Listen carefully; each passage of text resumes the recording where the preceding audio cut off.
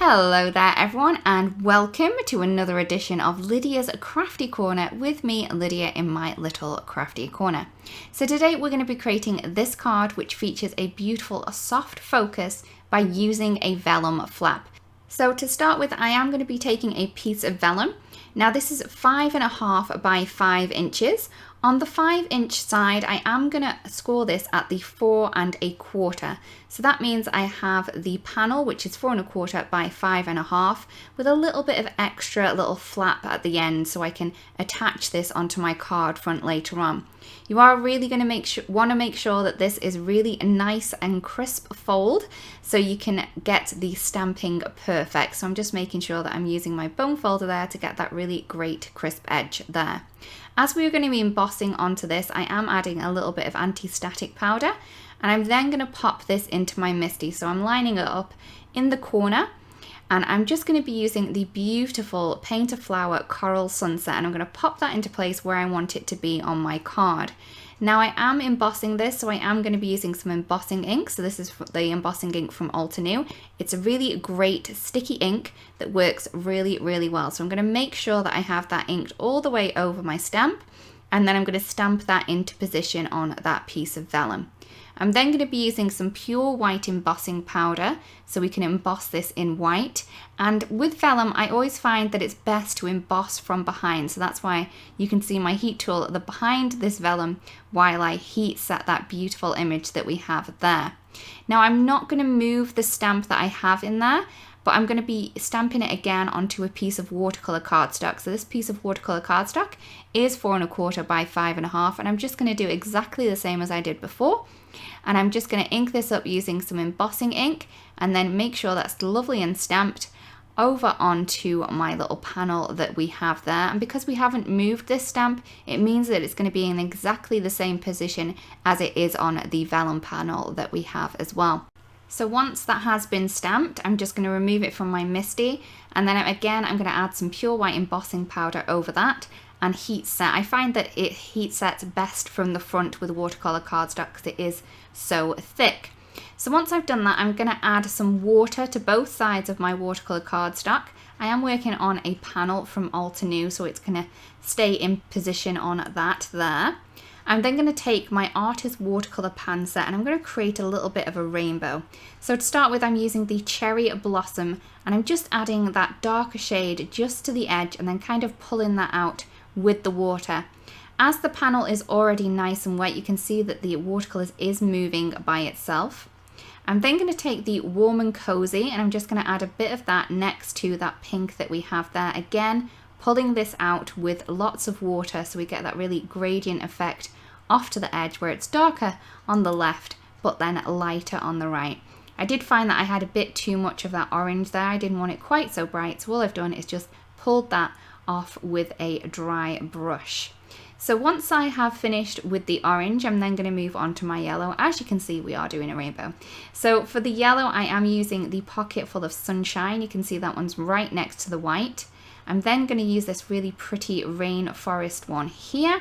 Again, just add a lot of the green to the edge and then pull that out with the water. As the panel's nice and wet, it will kind of graduate on its own, so you don't need to worry too much about putting too much water onto it when you are working. So once I finished with the green, I did move this around a little bit with that yellow just to make it combine a little bit more. And then going to move on to this really beautiful crystal water blue that we have here, and I'm just kind of going over the image and then stopping when I get to the end. So that's where I'm stopping on this one. And then going to take these shades of purple, and I'm going to add that below the pink that we have there. Again, add in lots of water just to drag that across the page that we have there. Once I'm happy with the amount of purple that we have, I'm then going to move back to that crystal water and kind of like a repeating pattern. So I'm adding a bit more crystal water. I'm going to add that along the bottom, again adding more of that blue tone to the left edge and then pulling that out with some water.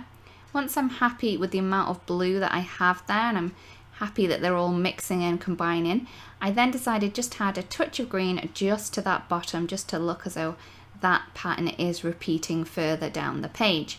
So once I'm happy with that, I am going to let that dry and then move on to other things. So I'm going to move on to my sentiment. I have a piece of double-sided adhesive here, and I'm going to add a piece of jet black cardstock and also some solar white. So I'm just popping them into place onto that adhesive that we have there, making sure that they're nicely and stuck down, nicely and firmly stuck down. Once I've done that, I can then cut around these because I don't want to waste any of this beautiful double-sided adhesive. It is my favorite and I keep going to it again and again. So I'm just going to cut around those little panels that we have there and then cut in between them so I can then use them on my mini blossom. And again, this is a really great size to work with your little mini blossom, so we can create our little stacked sentiment now. So once I've done that, I am using the Tall Alpha Lowercase. Now this does match the stamp set, but you can use the die on its own. I find that it's really clever just to be able to use the die and get a different look than without using the stamp. You could use the stamp if you wanted to give yourself a little bit more interest, but I just find that U in the black is going to be cool anyway.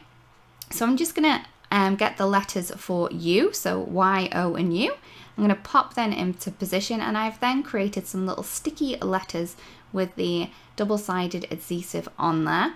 Once I have them cut from black one time, I'm then going to cut them a further 3 times using the white cardstock that we have with the double-sided adhesive on. So this means we're going to have lots of little letters that we can then quickly and easily stick together to create that beautiful stack sentiment that you can see on the end card. Once I have all of my letters cut, so we have 4 of each, 1 which is black and 3 which is white, all I'm then going to do is I'm going to stick the black one on top of the white one, and then we're going to stack up the other white ones underneath this. So we're going to have a stacked letter to use as our sentiment, which has the black at the top and then 3 layers of white. You can add more layers if you want a thicker look to your sentiment or your letters. It's completely up to you, but I did find that 4 was sufficient for this card. As this one has the backing off it, I just popped that onto a little spare piece of the double-sided adhesive backing, just to keep it nice and safe and to stop it from going unsticky. So again, once I've done the Y, I'm then going to move on to the U and then do exactly the same for the O as well. So I'm just going to stack all of those little white ones up and then add the black one on top. So all we're really going to see is the black one, and I didn't really want to waste all of my black cardstock. So once I have that, I then wanted a little bit more to my sentiment, and this is from Across the Pond, and it says, "You colour my world." But because we already have the U, I don't want this little U on this stamp. So all I'm going to do is I'm going to mask that off with a little tiny piece of masking paper, or masking tape even. And then once I've done that, I can then ink my stamp up, remove that masking tape, and then stamp into place. And then once you have stamped that down, you can see that the U isn't there, so we just have Colour My World. So then we're going to pop this card together. So I have a card base which is 4 1/4 by 5 1/2, but before I stick my panel down onto that, I want to adhere my vellum to my watercolor piece. So I'm just going to add a little piece of adhesive where the little flap is. I'm going to make sure that the 2 images nicely line up, and then make sure that that's nicely secured down. Once that's done, I can then add some more glue tape to the back panel of the card, and then we can add this onto our card base. So I'm just using some normal glue tape to add this on. I do find this is really good and sticky, but you could use wet glue if you wanted a little bit more wiggle room. So I'm then just going to pop that onto my card base, and you can see just how pretty that is there. Last but not least, I'm going to take our little letters, our little stacked letters, the Y, the O and the U, and I'm just going to pop that just above where the sentiment is on the watercolor panel that we have there. I did go over the Y a little bit, but I don't think that makes much of a difference because you can still see what that sentiment is supposed to say. So when you do have that vellum piece over, it is going to softly mute the colours and the sentiment from inside the little flap that we have there. And I think this is just so pretty, and it gives a totally beautiful soft focus look to your card. So I really do hope that you liked the video and that you like the ideas and techniques in it as well. So if you do create a card that was inspired by this, it would be great if you do share, because we'd love to see.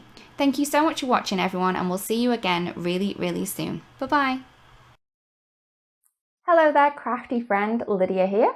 Just popping in to say that you can get your daily dose of crafting tips, techniques, and tutorials just like this by subscribing to the Altenew YouTube channel.